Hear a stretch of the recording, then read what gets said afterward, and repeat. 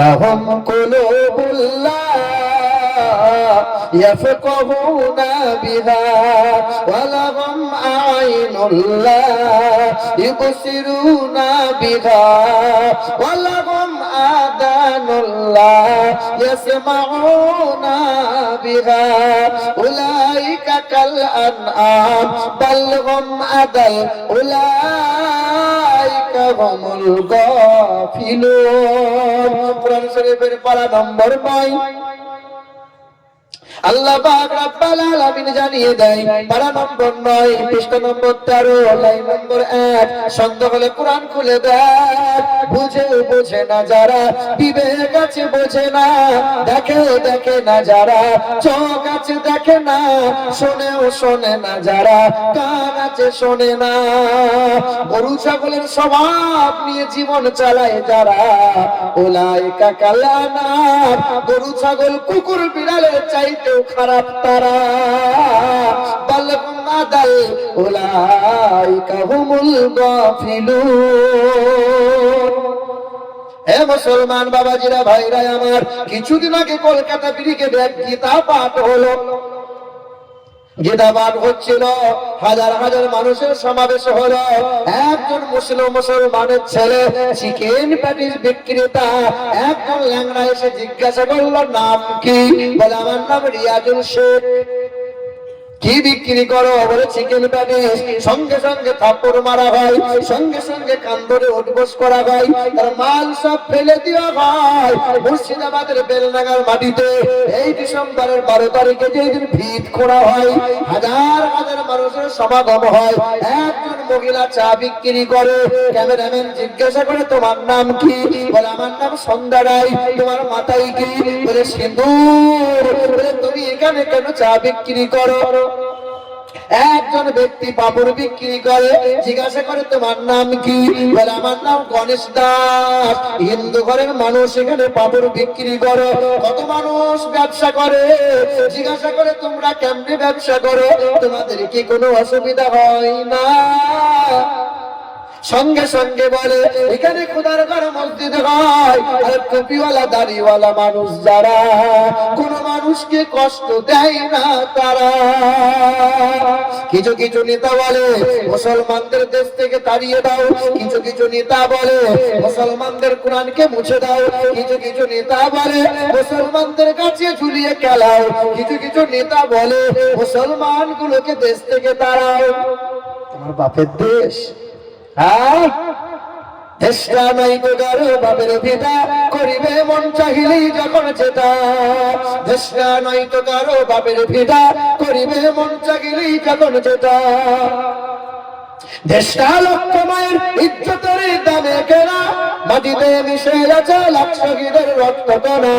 শহীদের রক্তের দামে কেনা আমাদের সোনার ভিটা, শহীদের রক্তের দামে কেনা আমাদের সোনার ভিটা। তবে কেন অভ্যাস হলো বিদেশিদের চরণ চাটা? দেশটা নয় তো কারো বাপের ভিটা, করিবে মন চাগিলি যখন যেটা। এদেশের মাটি হতে গন্ধ আসে ওই কালেমার, এদেশের আকাশ ছুঁয়ে রয় দাঁড়িয়ে কত মিনার। এদেশের মাটি হতে গন্ধ আসে ওই কালেমার, এদেশের আকাশ ছুঁয়ে রয় দাঁড়িয়ে কত মিনার। আজানের সুরে সুরে জীবন যাদের বেড়ে ওঠা, এদেশে জালিমদের এত কেন ঘন ঘটা? দেশে নয় তো কারো বাপের ভিটা, করিবে মন চাগিলি যখন যেটা। চারিদিকে দুশ্মন, ভেঙো না মন, সাহস জমিয়ে রাখো বুকে। ঈমান জিন্দা করে জিহাদের হুঙ্কারে পরাজিত করো আজ শত্রুকে। চারিদিকে গাদ্দার ভিনদেশী তাবেদার, সজাগ দৃষ্টি রাখো সবে। সকল মির্জাফর বিদেশি গোলাম চোর, রুখতে তাদের আজ হবে। অনেক দামের দেশ, রক্ত ঘামের দেশ, মায়ার বাঁধন বড় বেশি। হিন্দু মুসলমান বৈধ বা খ্রিস্টান, আমরা সকলেই তো ভারতবাসী। মুসলমান ভাইরা আমার, ও সোনার টুকরো বন্ধুরা, ইসলাম ধর্ম কত সুন্দর মানবতা শেখায়। কিছুদিন আগের ঘটনা, মেদিনীপুরের চন্দ্রকোনায় ঘটে গেল। 26 বছরের হিন্দু ঘরের ছেলে, দুর্গা পুজো হচ্ছিল, সকাল বেলায় স্নান করে মণ্ডপের সামনে গিয়ে বসলো। যেখানে বামুন পুজো টুজো করে ঠিক সেই জায়গায় ওই 26 বছরের দাসের ঘরের ছেলে বসলো। জিজ্ঞাসা করে, বাবু তুই এখানে কি করবি? বলে, বামুনকে টাকা দিয়ে রাখবো না, মন্ত্র সব মুখস্থ করে নিয়েছি, আমি চালাবো। ব্রাহ্মণটা জড়ো হলো, এক বাক্যে সবাই বলল, আরে ব্যানার্জি যারা, মুখার্জি যারা, চ্যাটার্জি ভট্টাচার্য যারা, ব্রাহ্মণ হয় তারা, গলায় পইতে ঝুলিয়েছে তারা, আর ব্রাহ্মণ হয় যারা, মন্দিরে তারাই ঢুকবে, পুজো তারাই করবে। দাস যারা, কামার যারা, কুমার যারা, নিচু জাত তারা, নিচু জাতরা মন্দিরে ঢুকতে পাবে না, পূজা করতে পারবে না।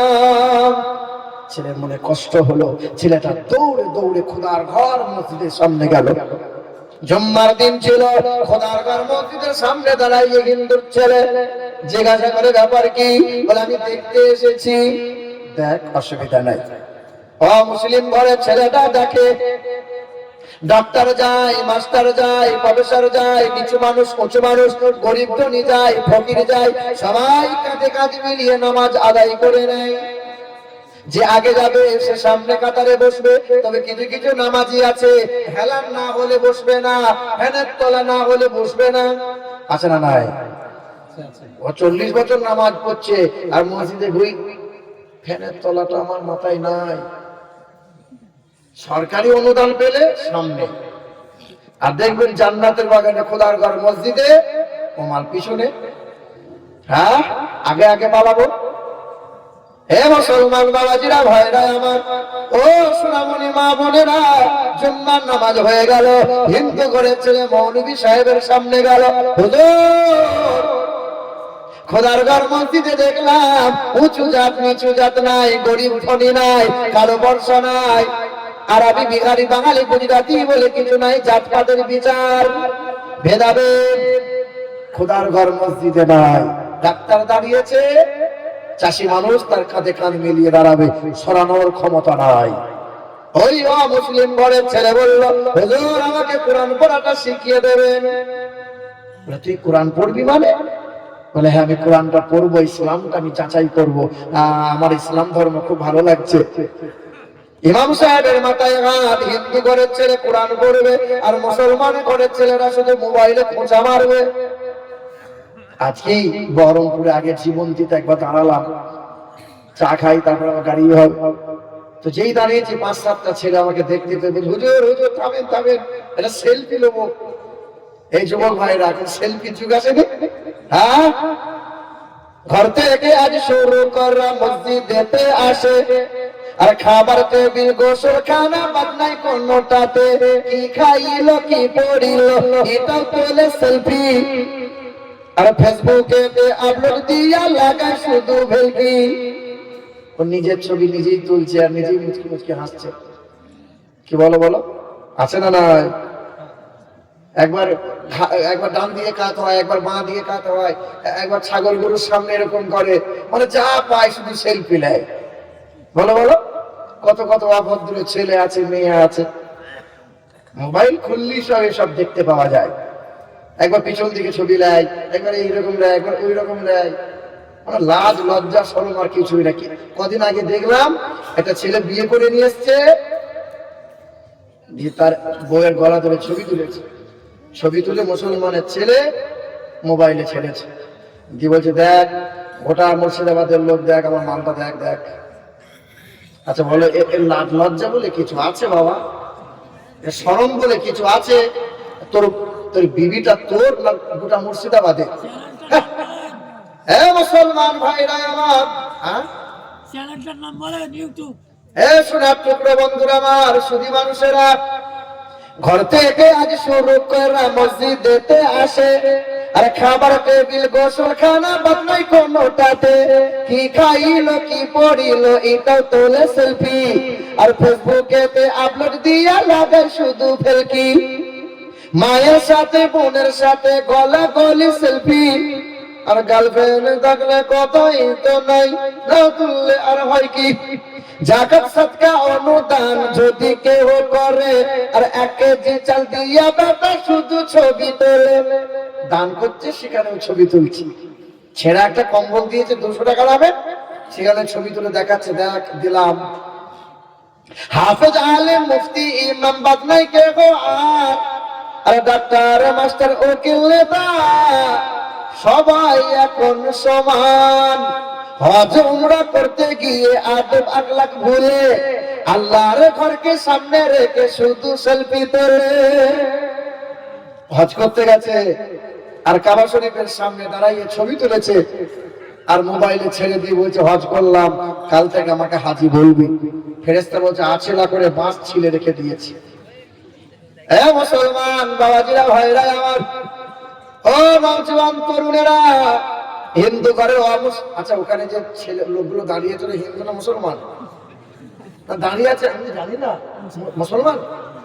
বসলে অসুবিধা হবে বাবা, একটু বসে যাও শোনা বাবা। আচ্ছা এ ভাইরা একটু বসে যাও। এ নওজওয়ান তরুণেরা, এখন মুরব্বীদের ওয়াজ শোনা শেষ।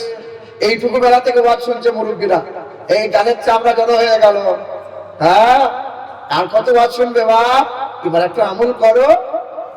আমার মুরব্বী বাপ যদি এইটুকু করে আমল করতো তো একদিন পীর সাহেব হয়ে যেত। কি বলছেন?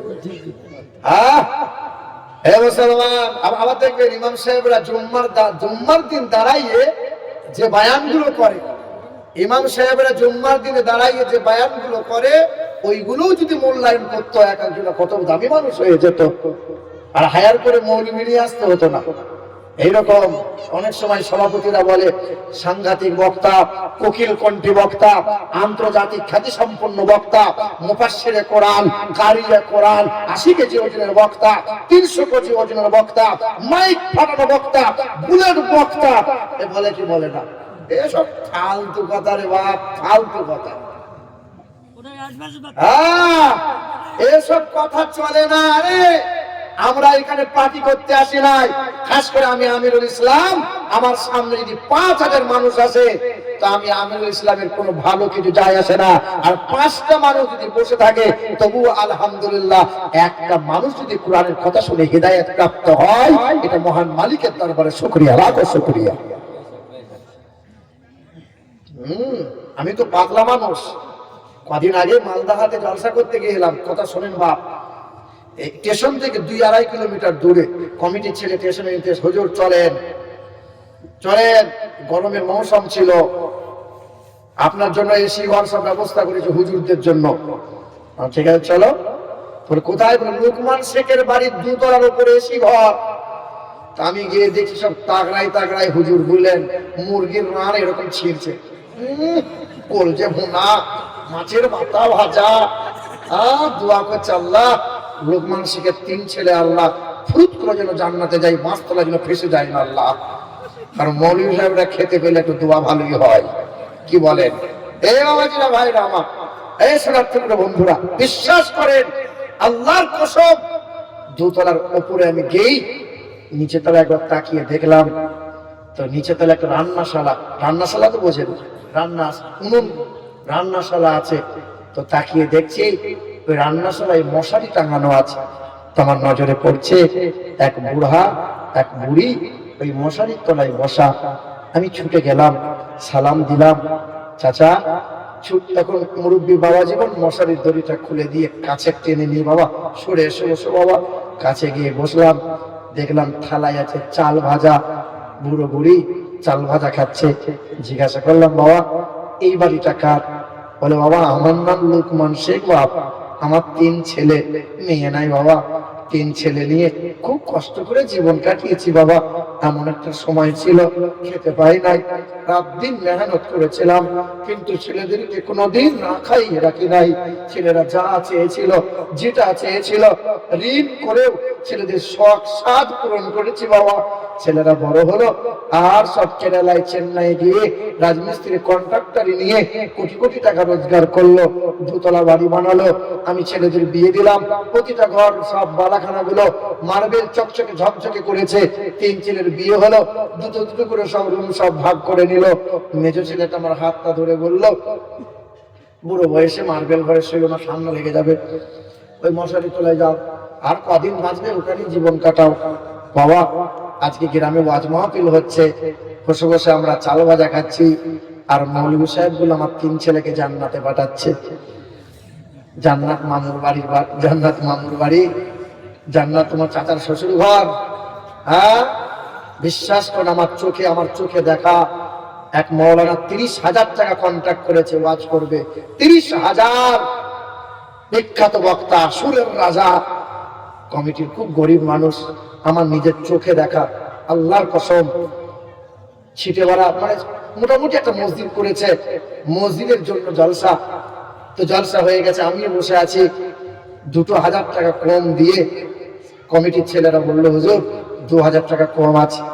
30,000 টাকার বক্তা এই টাকার বান্ডিলটা নিয়ে, শুধু 2,000 টাকা কম 28,000, এই টাকার বান্ডিলটা নিয়ে মুখে ছুড়ে দিয়ে বলল, 1 টাকা যদি কম হয় হাসরে ময়দানে দেখে নেবো।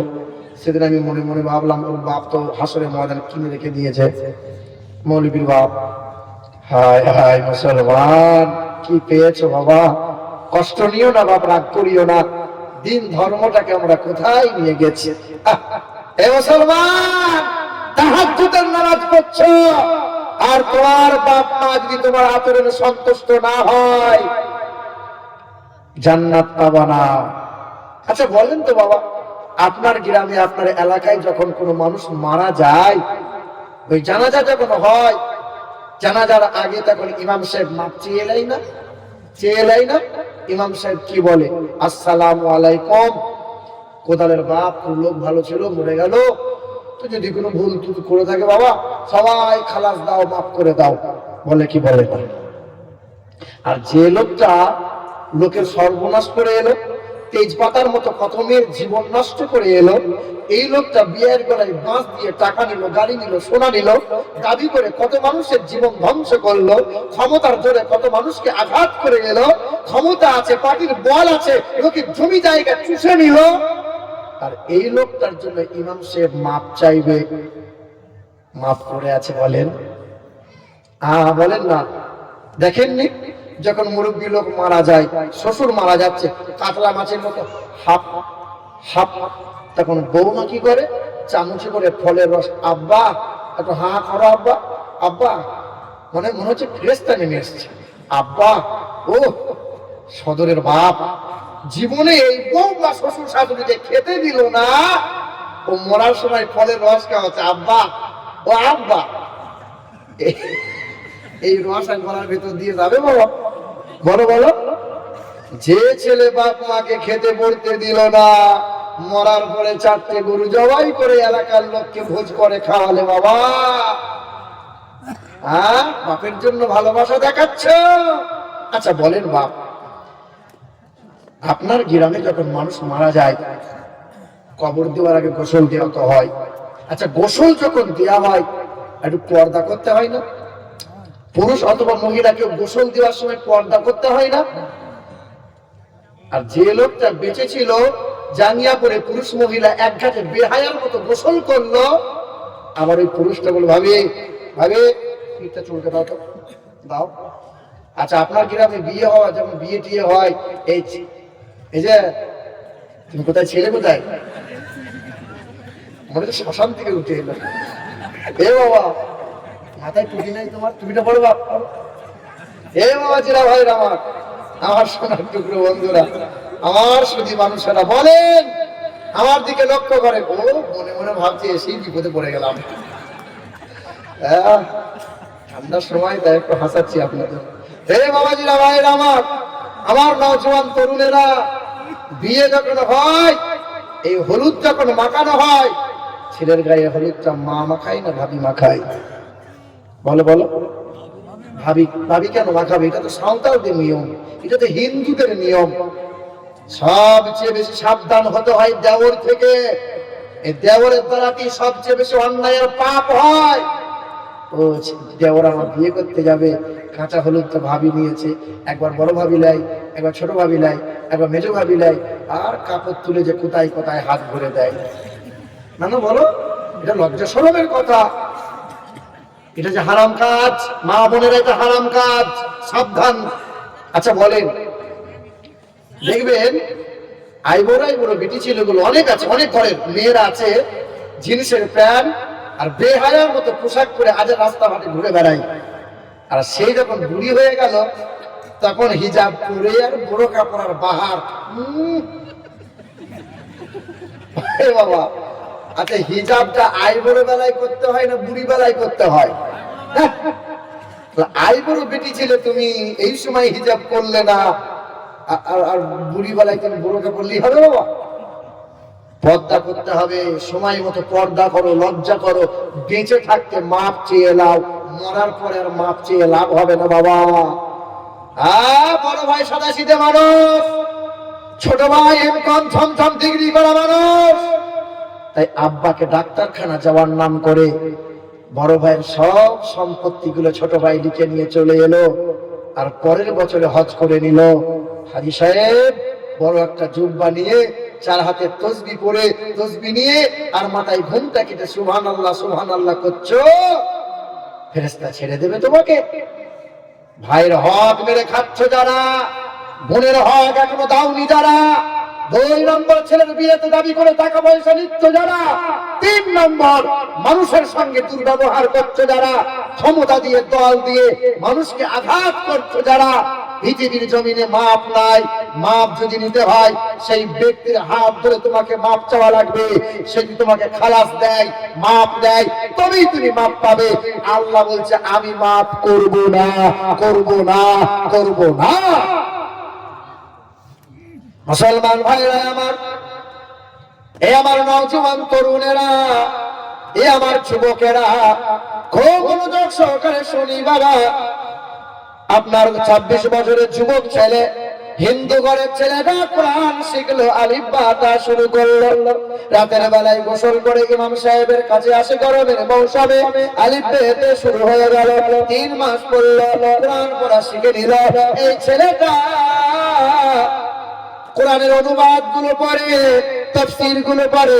এই ছেলেটার বিরুদ্ধে নালিশ হলো, পঞ্চায়েতে বসে গেল, মেম্বাররা বসে গেল, এলাকার লোক হাজির হলো।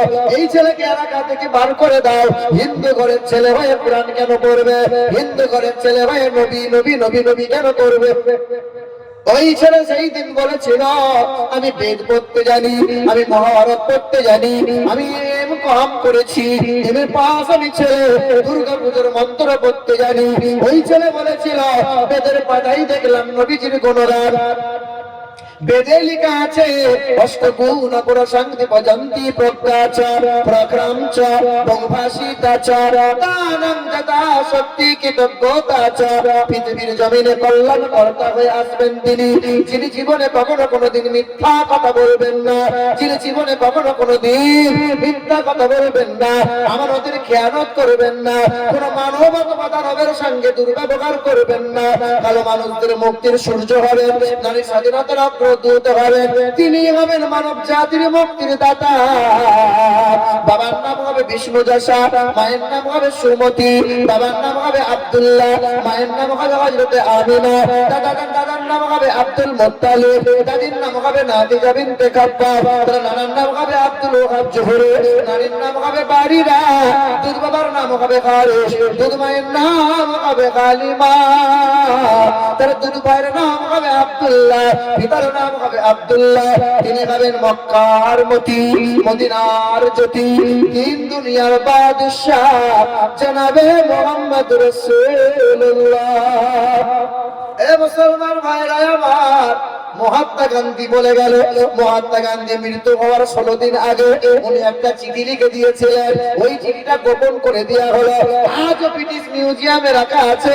ওই মহাত্মা গান্ধী বলেছিল আমি মহাত্মা গান্ধী বলে দিয়ে যাই, পৃথিবীর জমিনে পশ্চিম আকাশে এক নূরের আবির্ভাব হবে, নাম হবে তার মুহাম্মদ। পৃথিবীর কোন মানুষ যদি ওই মুহাম্মদ রাসূলুল্লাহর আদর্শটা গলায় ঝুলিয়ে নিতে পারে, পৃথিবীর জমিনে কেউ কোনদিন তার দিকে আঙুল তুলতে পারবে না। মানবেন্দ্রনাথ বলে গেল, learning of the Muslim Europe become the leader of modern civilization.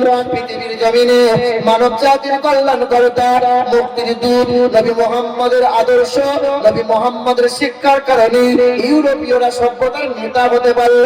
Doctor George Bernard শা বলে গেল, I believe in a man like the great scientist or prophet সাল্লাল্লাহু আলাইহি ওয়াসাল্লাম। পৃথিবীর জমিনে মানব জাতির কল্যাণকর্তা নবী মুহাম্মদ রাসূলুল্লাহর মতো এত বড় মহাবৈজ্ঞানিক পৃথিবীর জমিনে দুইটা মিলবে না।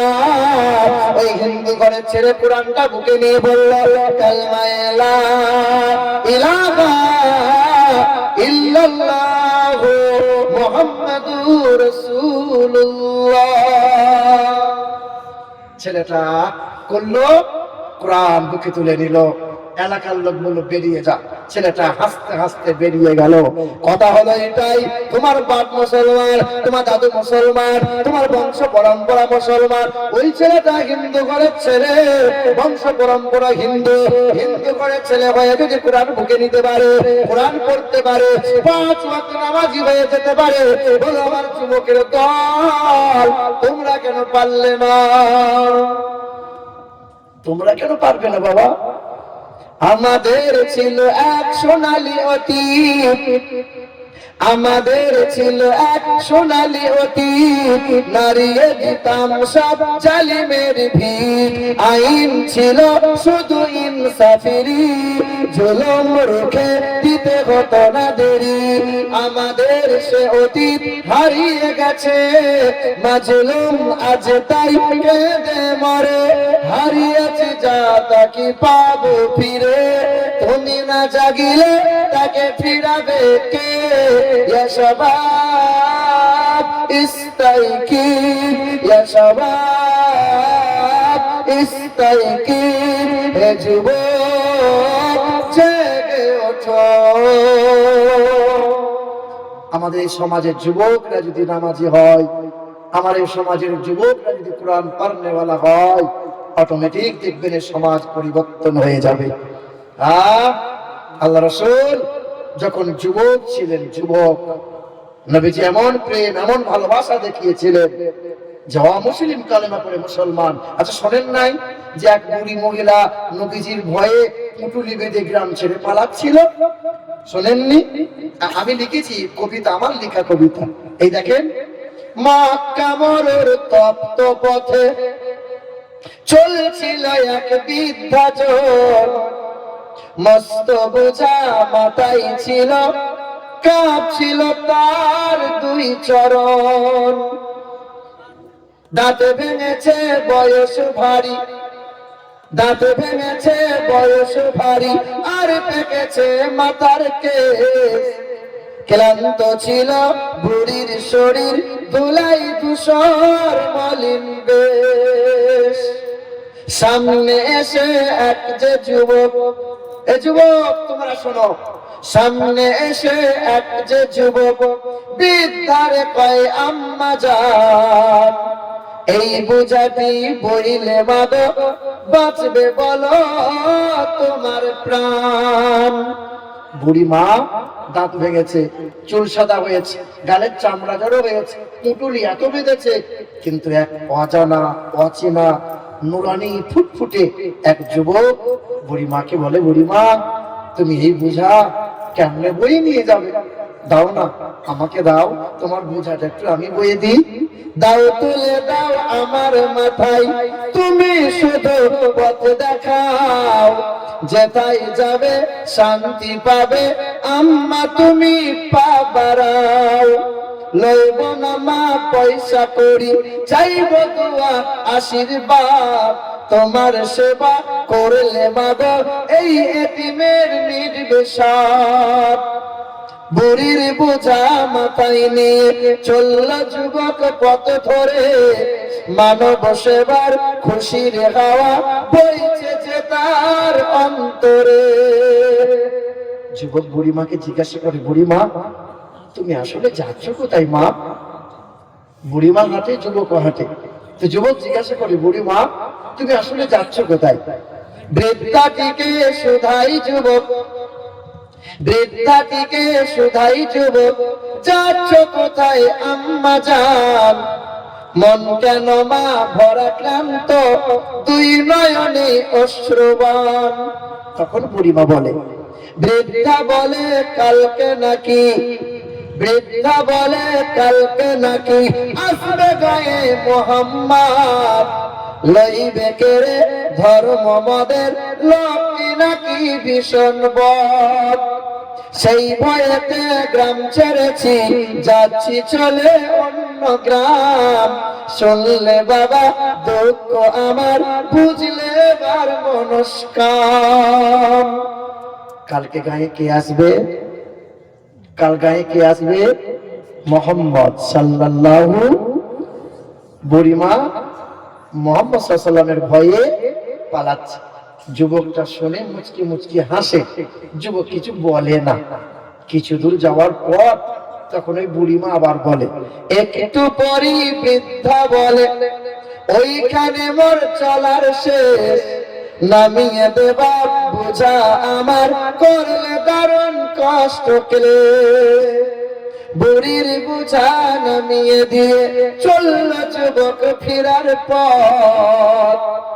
বলল বুড়ি, তোমার মতো আর দেখিনি কাউকে সৎ। এ যুবক, সত্যি তোমার মতো কি কাউকে দেখি নাই। তোমার বাড়ি কোথায়? তোমার নাম কি বাবু, একটু বলো না শোনা। তখন যুবকটা সামনে এসে বুড়িমা জিজ্ঞাসা করছে, ফুলের মতো মুখটি তোমার, মায়াই ভরা তোমার প্রাণ, কে নাম তোমার, কোথায় বাড়ি, যাও না বলে আব্বাজান। যুবকটা ঠিকানা দেয়নি, শুধু নামের কথাটাই বলেছিল। যুবক বলে করুন দোয়া, যুবক বলে করুন দোয়া, না হয় জানো আমি বদ। যার ভয়েতে ভাগছ মাগো, যার ভয়েতে ভাগছ মাগো, আমি তো সেই মোহাম্মদ। যারে হবে না। বুড়িমা বলে, কেউ তোমারে জাদুকর, কেউ বলে কবি, তুমি তো আসলে আল্লাহর পেয়ারা নবী। আমি তো তোমার ভয়ে পালাচ্ছিলাম, তোমাকে শুধু চিনতে ভুল করেছিলাম। এবার আমাকে কালেমা পড়িয়ে মুসলমান বানিয়ে দাও।